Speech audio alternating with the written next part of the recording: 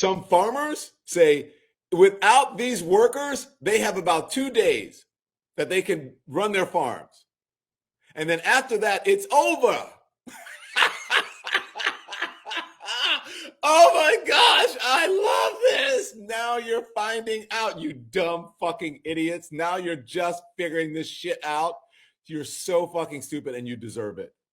You fucking deserve it because you're so dumb. Jim, it's hypocrisy. So go with me here. Yes, I am gloating over your stupidity and how you were taken. I'm cackling in Kamala, says in Shanta. You have been co-opted because you're in a fucking cult and you don't even realize it because you have stupid MAGA brain and you don't get it. How stupid and dumb are you? And I'm just going to I can't wait to go through this. Okay. So I'm going to read this again. So Krishnan's appointment triggered an anti-Indian backlash on social media, particularly given his past advocacy for increasing green cards and immigration broadly. Oh no, immigration. We can't do the immigration because it's hot in here, guys. All right. Woo! Thank you. We can't do the immigration because, the immigration, it triggers some people. You know what they're saying about the anti-immigrant stuff, right? Who's in to say that one of the jobs you might be seeking won't be one of those white jobs? Oh my gosh. Oh my gosh. Oh my gosh. Oh my gosh. All right, guys. So we got to talk about the tale of two CNN rejects. One of whom is at least attempting, or at least that's what it seems like, he's attempting to stay relevant and to become an actual real journalist. Okay. The other, not so much. The other has become a full-blown YouTuber influencer on TikTok who is struggling to get 20,000 views on a video. And that person I'm talking about is Don Lemon, okay, aka Donna Lemonade, who you guys saw at the beginning of this video, Kiki and Haha, about MAGA having a disagreement over legal immigration, aka healthy debate, something that the Democrats and the left, they don't know how to do, right? The Democrats and the left, they're not debating policy, okay? They are so dysfunctional that they're debating whether or not it's okay to even talk to MAGA, right? Is it okay to talk to MAGA? Is it okay to talk to people that I disagree with, right? Again, they're not debating policy. They're not moving forward with any type of real agenda, anything like that. No. They're scrambled, okay? Totally out of whack. So in order to cope with this, a lot of these propagandists are trying desperately to put out this narrative that the MAGA voters, they somehow have voters' remorse for voting for Trump. Okay, and this legal immigration debate is just something that the mainstream liberal media is trying to take advantage of in order to push this narrative that you should regret your vote for Trump, even though the guy's not in office, right? He has not gotten in office yet. We have not seen the results of his policies or the exact policies that he's going to implement yet. So what is there to regret, right? I'm not sure how you can regret voting for somebody who's not even in office, okay? But again, that's the narrative that Democrats, leftists, propagandists want to put out there, okay? In Don Lemon's case, he is accusing MAGA of being a cult when he's talking about MAGA disagreeing on legal immigration, which by definition would mean that MAGA is not a cult, right? That there are issues in which you can have disagreements in MAGA. That's what's happening. Now, on the left, not so much, okay? And that is what Don Lemon really should be concerned about if he wants to win, if he's so concerned about his side, which, by the way, you guys see the way that Don Lemon talks about MAGA, right? That is what he's saying on his platform now that he's not on CNN. So did anybody really believe that CNN was platforming a non-biased individual when Don Lemon had a show, right? Considering how now he is telling the world how he actually feels about Trump supporters, that Trump supporters are dumb effing idiots, right? That is what he actually believes. And there's no doubt in my mind that a vast majority of these mainstream liberal media anchors believe the same thing, and they definitely let their personal opinions get in the way of their journalism. This is why all of them are acting as propagandists, because they personally dislike Trump, okay? Don Lemon basically showing you guys that, yeah, this is how these so-called journalists actually feel about Trump supporters behind closed doors. They hate you, okay? So with that being said, we have to go to Chris Cuomo, who actually is doing what Don Lemon should be doing if he actually cares about winning, which is criticizing the left, okay? And Chris Cuomo is basically blasting liberals who downplayed or dismissed the July assassination attempt against President-elect Trump. found completely appalling and outrageous was how unimpressed lefties were by Trump getting shot in the head. And how many of you would say, will you stop saying he got shot in the head? It just nicked his ear. Once again, to my earlier point, fuck you. You get nicked in the ear by a bullet and tell me that it's no big deal. I'm good. Nah.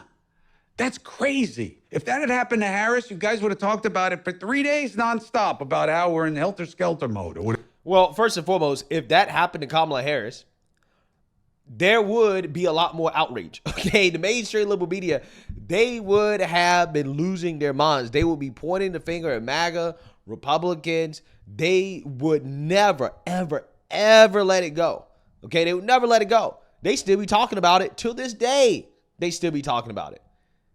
But if it happened to Kamala Harris, first and foremost, Kamala Harris would not have reacted the way that Trump reacted. Okay, Kamala Harris would have been boohoo, whining, and crying. She would not have gotten up and pumped her fist. She would not have gotten that iconic imagery. Kamala Harris would have looked weak. She would have looked afraid, which, hey, 99% of people probably would have looked the same way. I mean, to be honest with you, okay? The reason why people respect what Trump did is because he showed a level of bravery and courage that is extremely rare. Okay, imagine almost getting your head blown off and standing up when you're possibly under fire. Okay, you have bullets raining down. You don't know where they're coming from. And you're saying fight, fight, fight. Okay, you're showing the enemy that you're not giving up. Again, not the smartest thing to do, okay, from a survival perspective. But hey, it was a hell of a display of American patriotism that even the most Trump deranged individuals have to respect. But they don't want to publicly respect it. They don't want to acknowledge the bravery and courage that Trump displayed. And this is why they come up with the conspiracy theories. Okay, they said that, well, it's staged, right? That Trump basically staged an assassination attempt against himself. Now, we know that the bullet was real. Okay, we know that the bullet was like an inch away from hitting Trump in the brain, which probably would have killed him. Yeah, that takes an insane amount of coordination, planning, and again, bravery and courage in order to stage something like that. Definitely was not staged. Wasn't staged. It might have been an inside job in the sense that who knows? Maybe some Secret Service dude went rogue, maybe a plot from the deep state, but definitely not an inside job, right? Trump did not do that to himself. But the reason why they say things like that is because they want to try to downplay it as much as possible. They want to downplay it. Unfortunately, it didn't work for them. And it really showed you how deranged these liberals are. Whatever it is.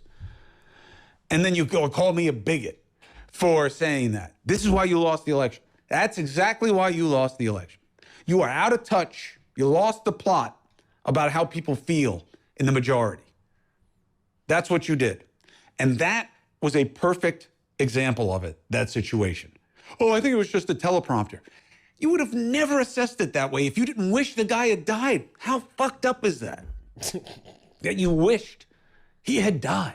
Is anybody surprised though? I mean, seriously, these are the same people that are currently worshiping the United Health CEO murderer. Okay, they're turning this man into a deity. Now, again, it's one thing to not feel bad for the United Healthcare CEO, right? Like, I get that. I understand that. I understand the people that are like, oh, screw the healthcare system. We're mad. We're upset. He wasn't a good guy. I don't feel bad, right? I totally 100% understand those people, okay? But what I don't understand are the people who are celebrating this, who are trying to deify the murderer. I don't understand that. That is actual cult-like behavior, okay? You want to talk about cults? That is a cult-like thing to do.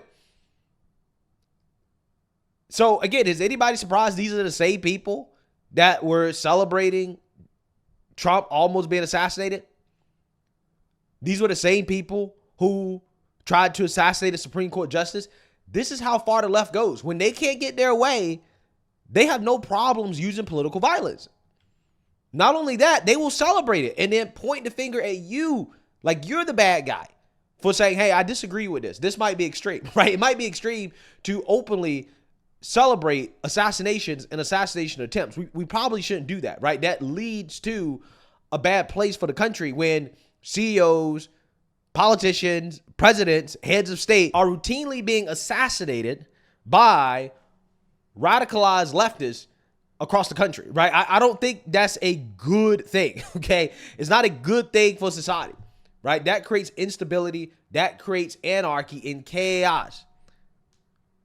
Now, I don't expect liberals to realize and understand this because they don't think that deeply about these subjects, right? Or the consequences of their actions. Otherwise, they wouldn't be liberal, okay? It's because they don't really think about, okay, what does this lead to? What does it lead to when we openly celebrate assassination attempts on CEOs and presidents, right? And politicians. What does that lead to as a country? Not a good place.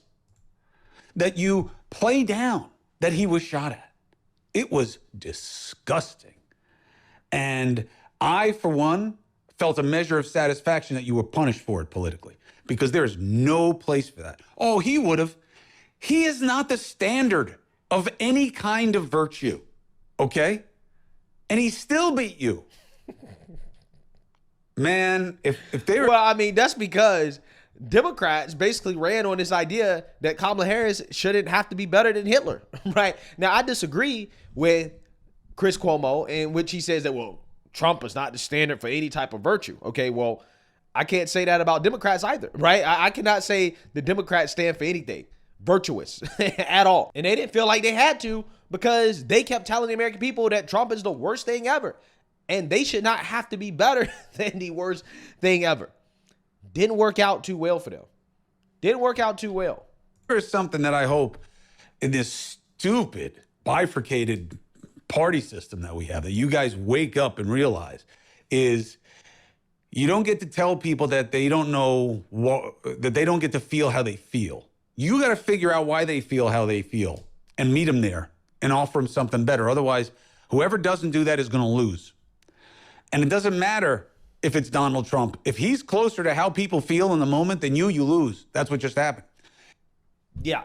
So you seen that, you heard that. Chris Cuomo is basically saying he's glad that Trump won because of the fact that liberals were celebrating Trump almost being assassinated. Yeah, I think that liberals deserve this loss, right? I think even more reasonable people can see that the Democrats got exactly what they deserved when they got their butts handed to them this election. They got exactly what they deserve. But again, is anybody surprised that the left, they show these types of tendencies when it comes to celebrating political violence in this country? I'm not surprised. I'm not surprised at all. And this is why I have repeatedly stated that the biggest domestic terror threat to this country is not the so-called white supremacists, it's not the so-called far right, it is the far left. Okay? It is these far left, radicalized progressives that feel like it's okay to use political violence to achieve their goals. And there are a lot of them in this country nowadays that feel okay with that. They're very comfortable with that. In fact, they're encouraging that. They're celebrating it. And that is going to take this country to a dark place unless the media acknowledges this problem and these people are de-radicalized, okay? It has to happen.